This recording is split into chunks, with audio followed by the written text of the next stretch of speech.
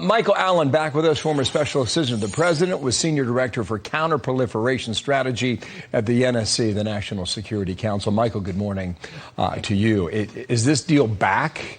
Is it here? Is it happening? What do you know? Bill, I think it's on life support. I think President Biden thinks this is a political loser. All the Republicans are against it. A substantial number of Democrats are against it. And then look even at the substance. If you only wanted to move forward on nonproliferation and you wanted to sort of ignore the state sponsor of terrorism and all the other terrible things that they do, the deal didn't improve. You didn't move back the timelines.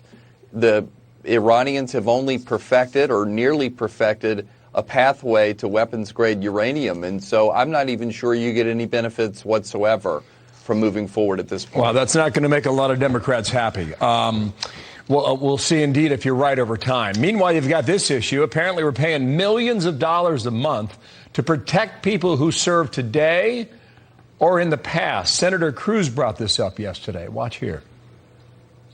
Is it true that the IRGC is actively trying to murder former senior officials of the United States? There is an ongoing threat against American officials. Do you commit that the IRGC's foreign terrorist organization designation will not be lifted as part of any agreement? The only way I could see it being lifted is if Iran takes steps necessary to justify the lifting. I don't know how much this has to do with Soleimani and when Trump took him out in January of 2020. Maybe it's got a lot to do with it.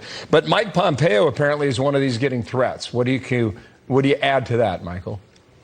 I think we owe a duty to our former government officials who were brave enough for taking out Soleimani. He had American blood on his hands. He was one of the engineers of the improvised explosive devices that we learned so much about and killed so many soldiers in Iran. So it was a real highlight of the Trump presidency, and we owe a duty to his staff, his cabinet officials, who went forward and took out Soleimani, took him off the battlefield. And so it's expensive, but it's the right thing to do. Does the administration believe that if they do a deal on nukes, that these threats would be removed?